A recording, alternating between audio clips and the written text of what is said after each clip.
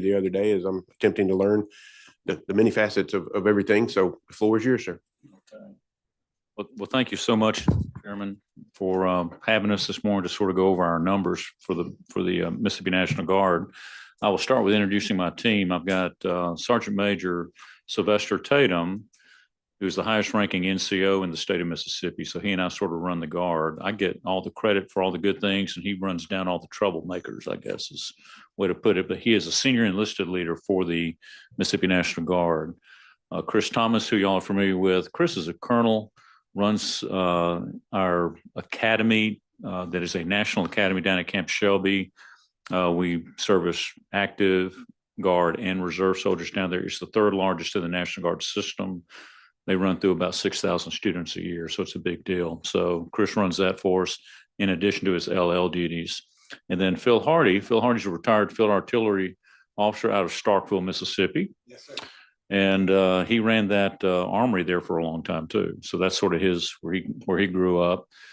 Phil runs our state resources now. So he's the man who, when you write the check, he gets the check and he disperses it throughout our system. Most of our money is matched. And so he's the guy who's making sure that everything matches up correctly. So that's Phil Hardy. Harrison Matheny's with me, Second Lieutenant Harrison Matheny, Air Force. And I think that's it. Don't have Mike with us. So that's our team today. So I have shared this sheet with you before. Chairman Tate has seen it. I know that Chairman Seymour has seen it before. But the highlight item, the key item is that the Mississippi National Guard brings $700 million into this state. About $500 million of that is payroll. And I think that's a significant contribution that the Mississippi National Guard makes to the state of Mississippi. You'll notice the boxes at the top, the total general fund appropriation. I would like to say that that's just simply cost of living increases. That's really what you're seeing there on our payroll. You see the support item, that's just more cost of living type of thing, the cost of concrete and payroll and those type of things. The first item I'd like to address is the Youth Challenge Program that falls within that general fund appropriations. The Youth Challenge Program is matched 3-to-1 by the federal government. So when you put $2 million in, we're getting $6 million from the federal government.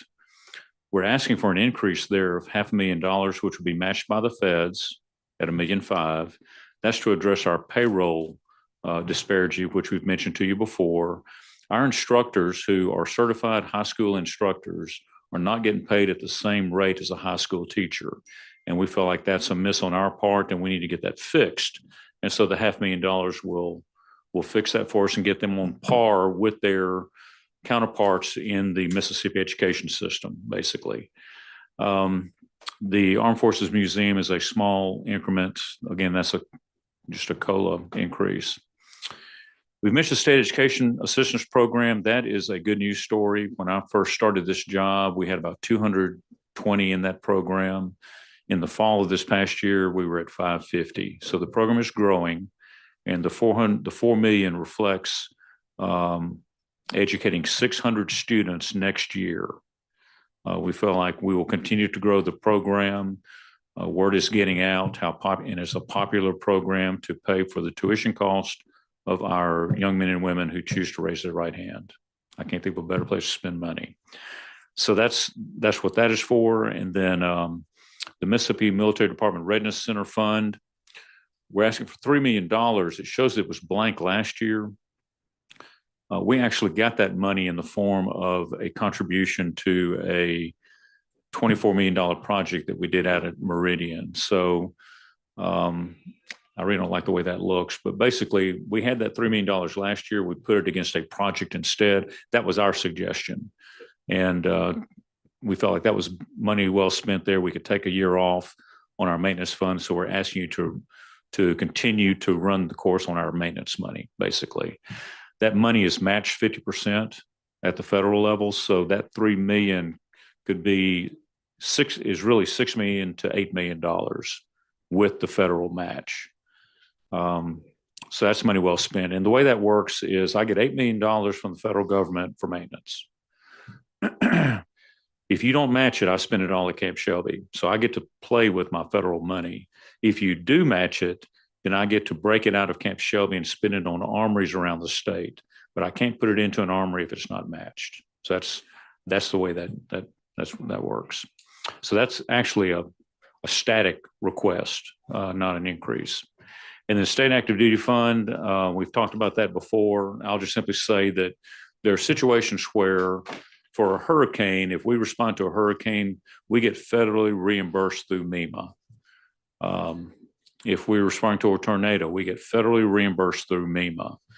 There are county or municipality responses like the Jackson Water thing that we had.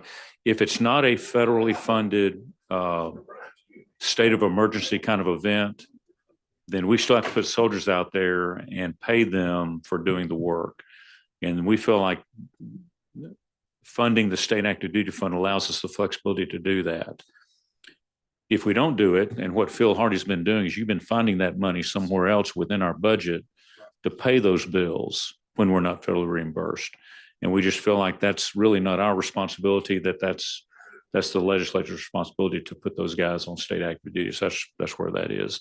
That's an amount, that's a one-time amount. If it's used, then we would just come back and ask you to replenish it at whatever level we used it. So it'll never be $500,000. So that makes sense. The two things at the bottom, I'll tell you, our PINs are federally funded. So we make a state payroll here for 886 permanent PINs and 27 part-time. We are reimbursed by the federal government for that money. So if you take a PIN away, we're just losing what I call free chicken, basically. We do have about 20 to 25 PINs that are 100% state. Mine is one of those. But the rest of those are like people cutting grass down at Camp Shelby or those type of things. So it's a very small amount of money that we take 100% from the state.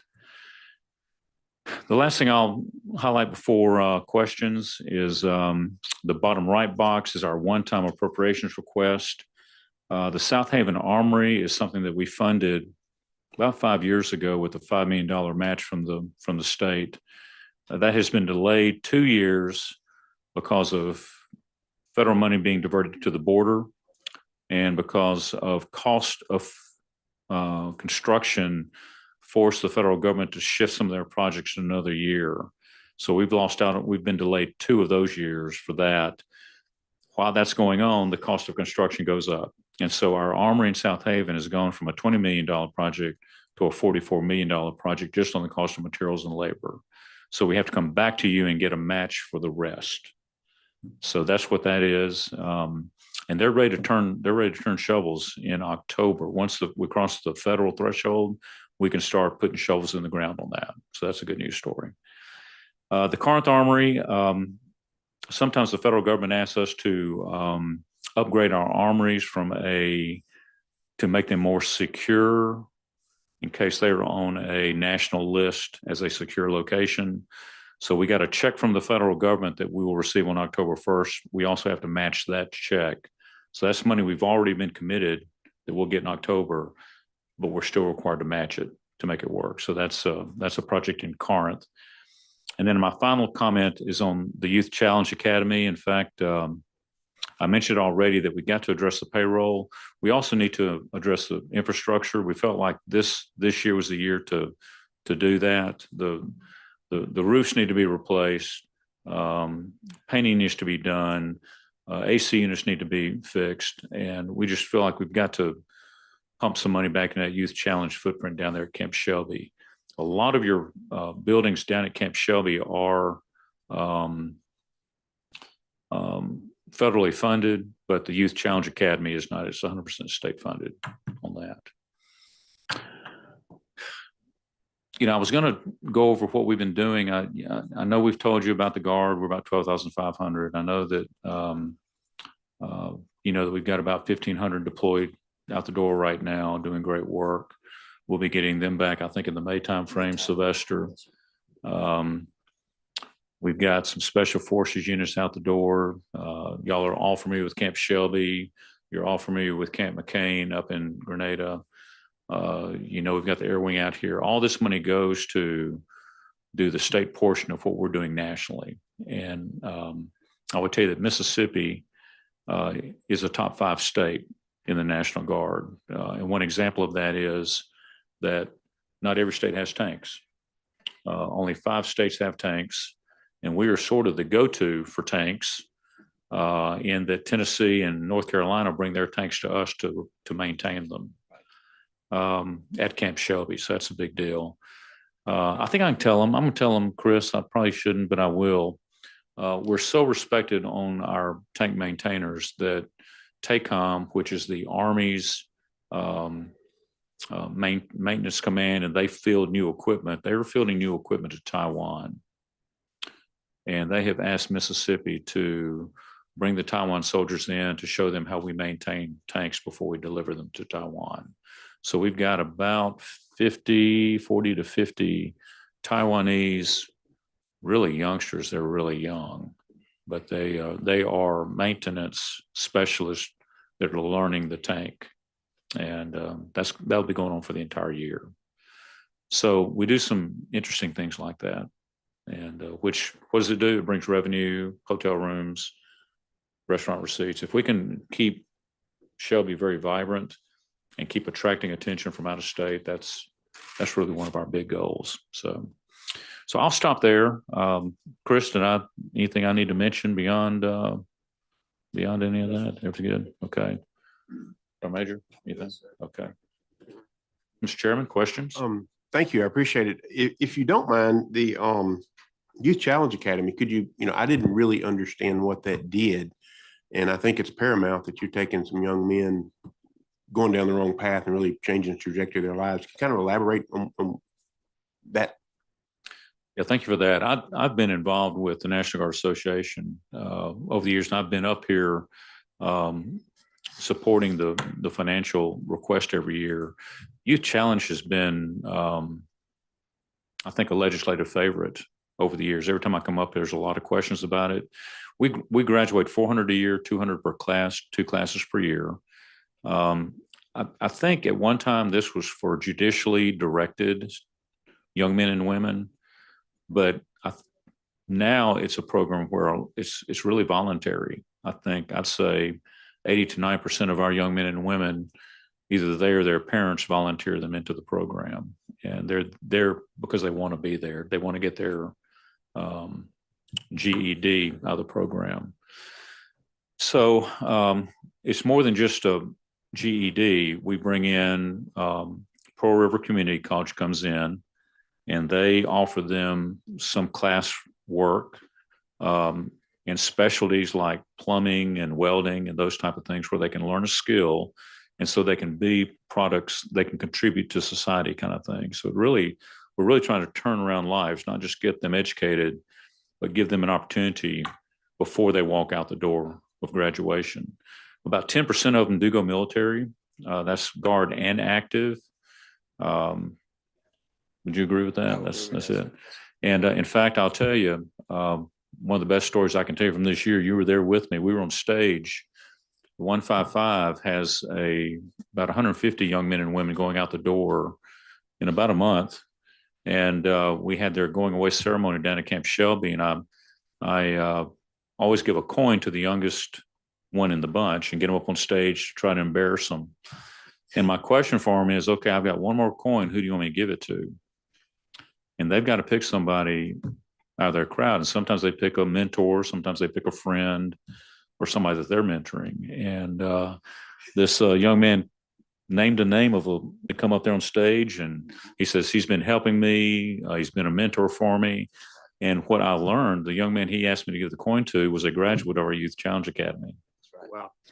A life that we had turned around, joined the Guard, and now he's an E5, I think, soldier. He's mentoring others with the experience that he had growing up. So it is truly a good news story and worth investing in. So I'll just leave it at that. Yes, sir. Yes, sir. Thank you. The South Haven, these other, if I'm right, $6 million brings down 18 million federal dollars, right? It does. It's a 75% match. 75%. It is. To finish that. Okay. The $500,000 that we're talking about to and I don't know if this is proper or not, but I would assume if it's going to sit there until needed and used if needed, will it sit in some kind of a money market or investment account? We're at a moment in time where interest rates are still there, and that's enough money to create a reasonable return. I guess the question is, can it? And if so, will it? So who do you think gets that check? Phil, do you expect to get that check? Special fund from the legislature a couple of years ago. Okay. We haven't ever had any money put into it. Right. Is it on your books I though? think it's called special fund. Okay. I'm not aware of it. I know some of the state monies, we got zillions of council money sitting around that it's enough to have a conversation about it. Several $100 million of potential interest income we're getting. I just think it'd be prudent to try to, work the asset, make it work if we Do can. you invest any of your dollars? Are any of your dollars invested? Our money goes from the general fund to Okay. our funds, and then we use them.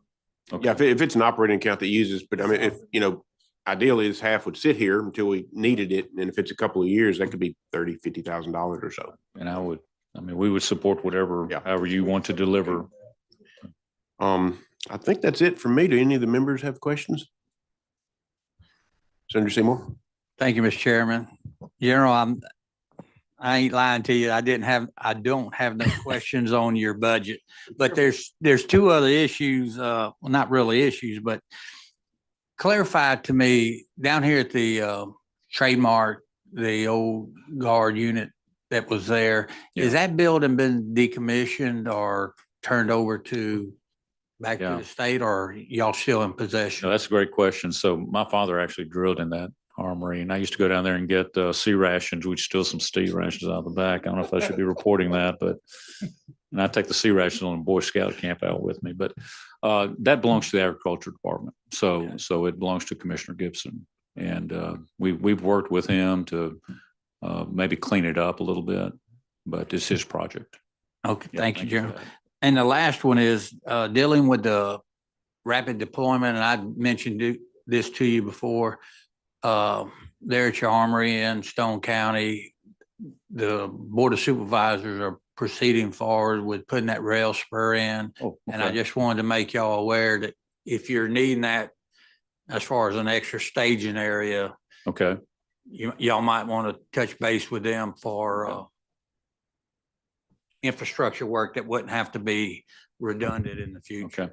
I think we're working with the Board of Supervisors down there to acquire a little bit more land there on the south side of that armory too. Okay. For some more parking room, if I remember right. Phil, I don't know if you're tracking that or not. So we're paying attention to it. So Thank you, General. Yes, sir. Thank you. Thank you, Mr. Chairman. Thank you. Any other questions? Mr. Chairman? Thank you, Mr. Chairman. No question here, just a statement that the Youth Challenge Program, I had a family member that went through that this past year, past 6 months, wherever it was, and finished up in December. And I can tell you it made a dramatic effect on him. I was asked whether or not there was an employment opportunity following that, and there was. I didn't know that when I was asked that, but there was. And I can also say that I've worked a high schooler that didn't have no sign of mom or dad at all. And to see that young man go through it, come back, land a great job, having responsibility, that is something along with the rest of this that I fully recommend that we budget for. So I just wanted to add those. Appreciate you, General. Thank you for that. Thank you. Thank you, Mr. Chairman. Well, General, Sergeant Major, gentlemen, thank y'all so much for your time, and we appreciate the mission that y'all execute so brilliantly. And we hope to do our part and get the funding for you. Thank you, Mr. Chairman. Thank you. Appreciate your support. Thank Yes, you. sir.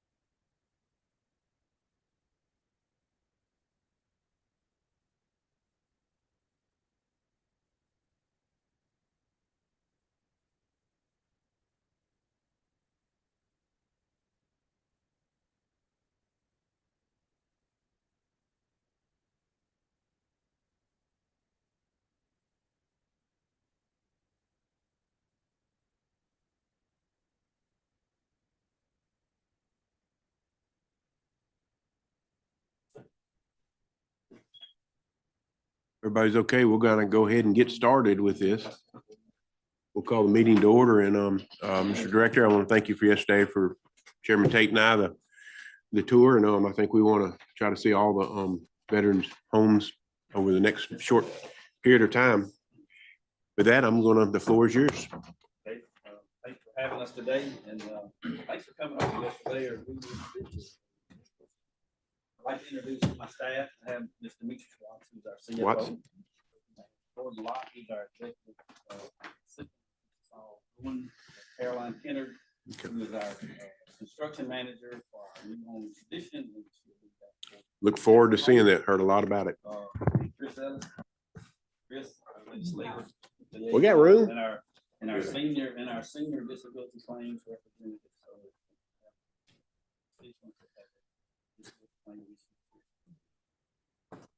Thank you for having us today. The first slide, I just wanted to kind of go back over what we received last year from you. Yes, sir. We're asking for level funding. Our agency is divided into state office. Down to the bone state office, so we can. Section 4 of our last year's appropriations bill gave us $6 million.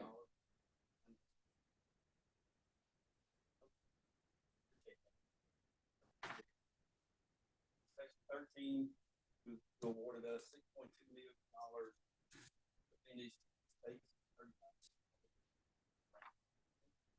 Met that obligation hopefully within the next week or so.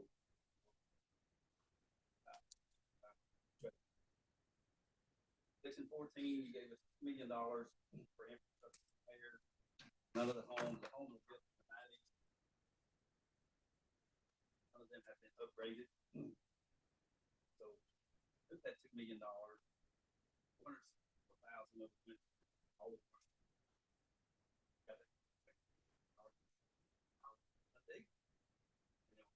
next home and the next home. They were supposed to start this Monday. But Orland working on Monday. Kids were too bad today, so they didn't want to be messing with gas lines today. So we decided to wait. Section 15 tradition gave us $6 million to things that we have to have for the nursing home that are not.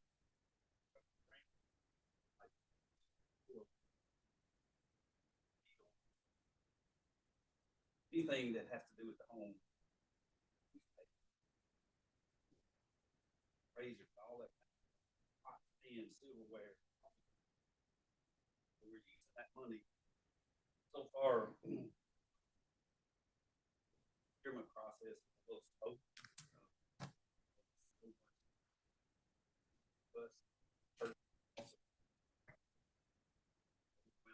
And us, Caroline's working with the.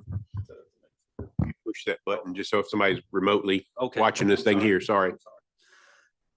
So what we're Thank you. asking for is for next year, for state fiscal year 25, is for level funding for the state office 0731 and to appropriate 3.2 million of the 6 million of capital expense fund money.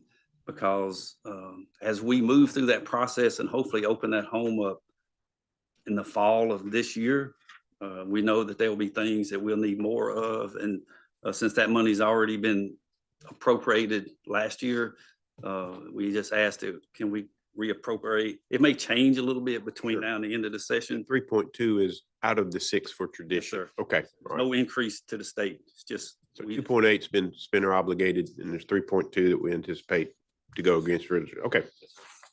The next slide. There's a couple of agencies, and thanks to Corbin and working through these issues on the ACA penalty. Last year, y'all passed a bill that we can now offer our contract employees insurance. In the past, we could not. So if a contract employee went out to the ACA portal and bought insurance, the IRS would penalize our entire agency. Even if Ms. Watts had insurance and Jordan and myself, they penalized us too, assessed the penalty. So the penalty started out when they sent us our first letter, and this is a 2020 assessment that they gave us, was $1.2 million. We've been working with the Attorney General's office, and they've gotten it down to 1.097 million. Excuse me. And they're still working to hopefully get it reduced lower than that. But last year, we were able to get that reimbursed through a separate bill other than our appropriation bill, because we have to take that out of HIDE to pay that. So the bill that y'all passed last year should relieve in a couple of years.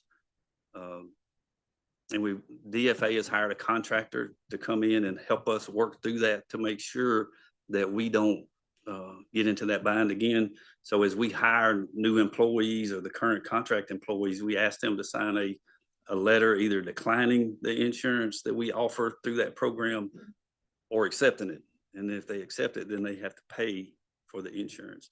So Ms. Watts and her crew have been working with DFA, and they've been very helpful helping us sort that out with Ms. Watts and her HR crew and our HR department. It's one thing that we have would ask, as you know, we have to have ADA accessible vans and buses. We didn't know this until earlier this year. There's a great organization that supports us called Friends of Mississippi Veterans, and they donated a van to our Collins home last year. They just donated one to our Kosciuszko home. And the way they work it is they raise all the money. They don't keep a dime. They donate the money to us. So they bought this van, this last van. They don't ever want their name on it because they don't want to have to pay insurance for one day on it, because that takes away from the money that they donate to us. So they just write a check and they put the title and everything in state's name. So Ms. Watts and I were there a couple of weeks ago when they brought the new van. Well, we looked at the cost of the van and it was $69,275. Well, we had just went through the reverse auction process and bought one for Oxford that was $119,000. So we started running around trying to figure out what was going on. And we got the dealership that Friends of Mississippi Veterans bought theirs with or from, and asked them for a price. And they gave us about the same price for the same identical van that we were paying $119,000 through reverse auction. So we're just asking for ADA vans and buses. Is there some way in the appropriations bill or some way to exempt us from that, but still follow the procurement rules that if it exceeds $75,000, we have to come up with 3 bids and we have to do that process, because the worst thing that could ever happen is for one of our vehicles, and our fleet is very old, we've been replacing as we can, is for it to break down in August when it's 107 degrees with one of our veterans on there that's just coming back from kidney dialysis. So we could buy 2 for 1. And if we could figure out a legal way or some kind of exception, that would be very helpful to us and our veterans and families. Next slide is construction projects. Tradition Home, we're about 80% complete.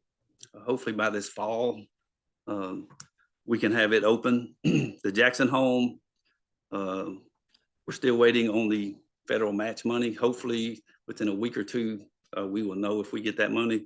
One of the things that we're running into, or the other states are running into right now, is the federal government passed the Jobs Act in November of 2021. Part of the Jobs Act, there was a part in there that's called Buy America, Build America, Buy America. And what's happening is if you get a grant after November or after May 14th of 2022, there's certain requirements. All iron, steel, manufactured products, construction material must be produced in the United States. So just to give you an example, Florida built a home 2 years ago, cost them $66 million. The same exact home, they used the same plans for another home. The bids came back a couple of weeks ago, $100 million using this process or this law. Idaho is the same way. They're trying to build a 108-bed facility. So they got 2 quotes, one without Buy America or Build America and one with. The cost difference was $30 million. So several states have gone to, and then myself, and we've sent letters to the VA secretary, asked for waivers so we don't have to do this. Last week at a meeting in Washington where Ms. Johnson that y'all met yesterday, Ms. Gerald Johnson, was at a meeting last week. The VA secretary said no waivers will be given, period. So we're not sure how this is going to affect the Jackson relocation home because the VA will only increase their grant 10%, which would be $7.2 million. So we're just waiting to see. I'm going to Washington next week, spend some time with the VA secretary and his staff and see if we can't arm wrestle them or something to get them to change their mind, because what this is doing is it's just going to throw more costs back onto the state. And y'all have been very generous and already given us our 35% that they required, but now they're coming back adding these additional costs on there. And hopefully we won't fall into that same trap. We've worked with DFA to get funding for roofs and flooring, and y'all have given them money over the past couple of years. They're in the process now of working on replacing the entire roof at the Oxford facility. So if some of the funds that Glenn Cornbreck and his department will request funds for, a lot of that will go to us because our facility is in such bad shape. And like Glenn said, you know, we'd love to do all of it at one time, but we got other requirements. So if we can do this home this year and this home next year. So that's what they're doing. They're going to try to do the roof on the Oxford home this year. And we submit a 10-year plan every year to them. Very great as far as supporting us and helping us get things fixed. Capital expense fund money that we were given last year. This is what we've done with it. We've already got the contract done for washers and dryers in every home. The boilers, DFA is helping us with that to go through and get the architect and the engineer that's going to do the complete HVAC replacement in one of the homes. They're going to assess the HVAC systems in every home and the boilers. There's 5 boilers in every home and come back and tell us which ones are in the worst shape and where they want to start first. So they're in that process now. Caroline's working with them to see which one we're going to replace first. But Glenn has assured us that he's going to ask for additional money this year to replace another HVAC system in one of the homes this year and next year, and some of the other things that we need. So please help him if you can, which helps us. Next slide, vehicle replacement. Sir, as you and Senator Tate saw yesterday in Collins, we have pickup trucks that are 2006 models with 230,000 miles. So we've worked really hard as we get a little money to replace what we can. Wound care nurse training, we're working really hard. As we all know, in nursing homes, wound care is a very serious issue. So we have found some training that was certified, at least one of our nurses in every home for wound care, to make sure that if a resident is in the bed all the time, that they don't start getting bed sores. And so we have now, we have a certified person in Kosciuszko. We have a certified person in Jackson. The Collins home is going to have hers by the end of next month. And then all we'll have left is Oxford to do. That way we'll have a certified person at every home to make sure that we don't have people with bed sores that aren't being taken care of. They do a great job now, but it would just really help for them to get formal training, because the nurses do a great job, but just like any other profession, just a little more certification and skill training always helps everybody. Increased cost due to inflation, that kind of speaks for itself where we are with fuel cost and energy costs and water costs, and increased nursing costs.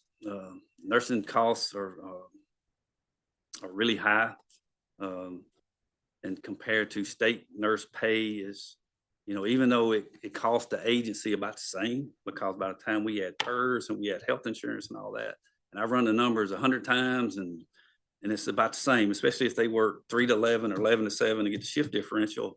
But you can't convince the nurses of that, because they want to see the money in the hand, because everything right now is so expensive and they're trying to raise their children and they're trying to do good. So we fight that battle every day. COVID, RSV, and flu outbreak.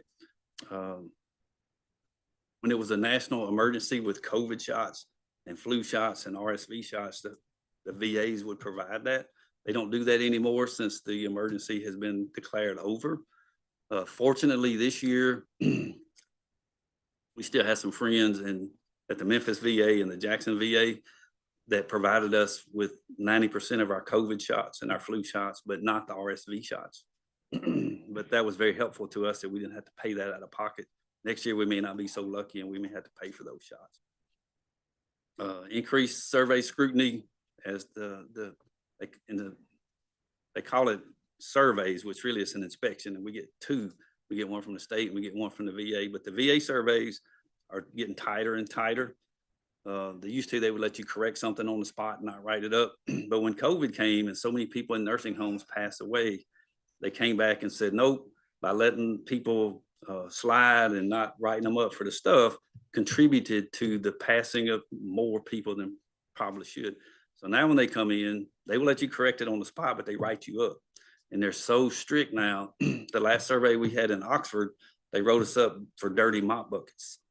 So we were out there pressure washing mop buckets to clean them up. So that's how, that's the level of scrutiny that we go through now. Increased food service costs. As food goes up, the costs go up. In Jackson, where we don't have water, sometimes we have to have paper plates and paper cups and additional water and all that stuff. That cost goes up. And then you have the waste cost because you have to get extra dumps on your garbage receptacles because you have more waste. Cost to stand up tradition home, as we've already mentioned.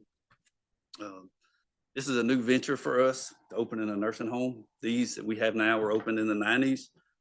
Even I was young back in the 90s. So some of them, I don't think were even here in the 90s that worked with us. But Caroline's on top of that. She's got that. That's her project. She'll be in charge of the Jackson project when it comes to. So she's got a plan and it's working. And she's working with Miss Watts and the purchasing people to make sure we have everything that we need to make it go. Increased fuel costs. We average about 11,000 miles a month, taking people to doctor visits and different things and taking them recreational trips into Walmart. And the fuel costs have doubled in the past couple of years from what they were. So we're having to absorb all those costs, all the maintenance costs for tires and different things. The infrastructure and vehicles, we've already talked about that. You know, if we can get the infrastructure complete, fixing the infrastructure, the rest of it, you know, we can work through and try to get it fixed. But like the tile floors in the homes, they've been there since the 90s. You can only strip them and re-wax them so many times before they just really don't do good. And we would like, if there's some money available, get some money and put towards that stuff and kind of dress the homes up. System replacements, we've had to replace nurse call systems, fire panels this year. We spent over $500,000 just on maintenance costs since July the 1st on boilers and things. And the smoke detectors have to be replaced every so often. The sprinkler systems have to be replaced throughout the whole home every 10 years, those type things. And the VA reimbursement rates are just not covering those costs.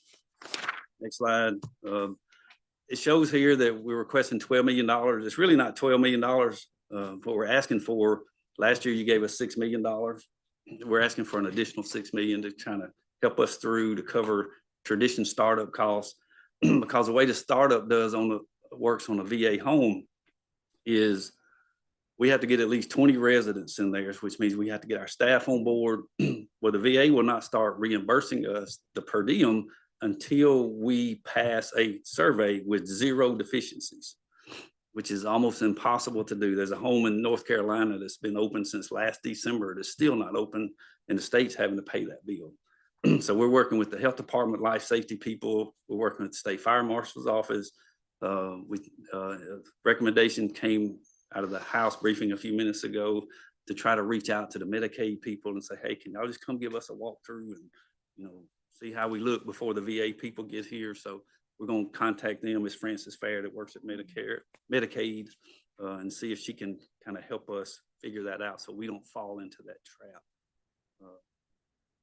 But it's not the 12. We just asked for 6 million more to make sure that if that does arise, that we can continue on and not have to come back and ask for additional money. Plus, you know, we have housekeepers that we only pay $21,000 a year to do the worst of the worst jobs. That's just a little bit above poverty level in Mississippi. One of the things that Tradition, because every room in Tradition has its own bathroom, its own shower, or now they kind of like, I think the term is Jack and Jill, shower to share. That's going to increase the number of housekeepers we have, but we're going to be in competition with the casinos and everybody else down there. Ms. Watts went and checked the state contract to see if we could hire through a state contract maybe to help us out. Well, we're paying the housekeepers $21,000 a year. The state contract is $4,100 a month, which is almost $50,000 a year for the same employee to do the same thing. So those are the kind of battles that we're facing every day.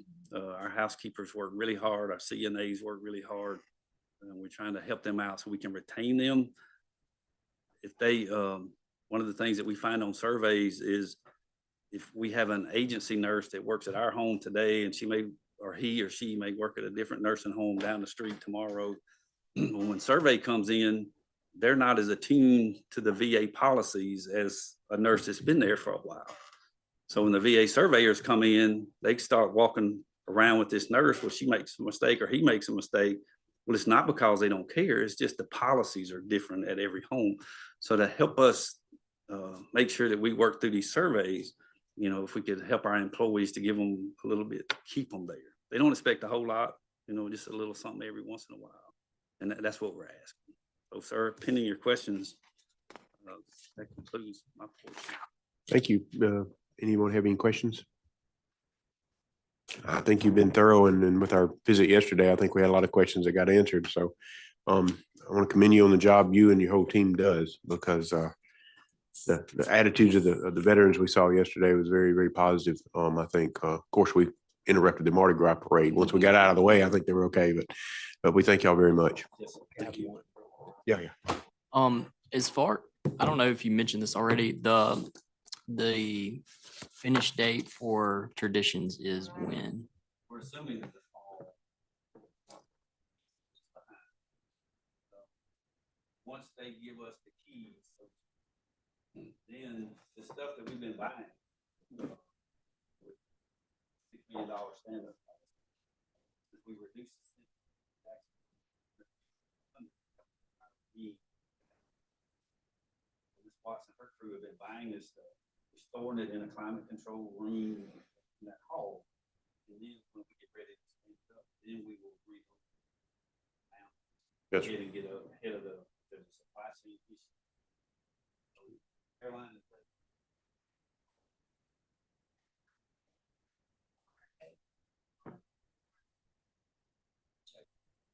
Caroline's on top of just pushing back. Finally, health department, once a month. They're finding stuff didn't do because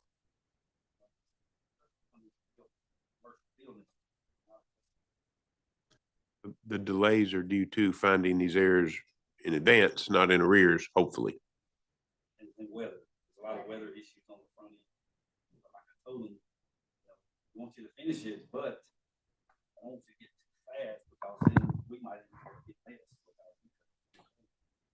That's exactly right. Are there any type of punitive, financial punitive actions for them being behind schedule? The actual contract is between the company and DFA. Okay, that's right. Yeah. We just kind of, we make sure that it meets the nursing home requirements, and if it's Understood, that's right. something that they'll send it to us. Okay. Thank you. You good? No other questions? I'll entertain a motion. Thank you very much. Thank y'all. Thank y'all.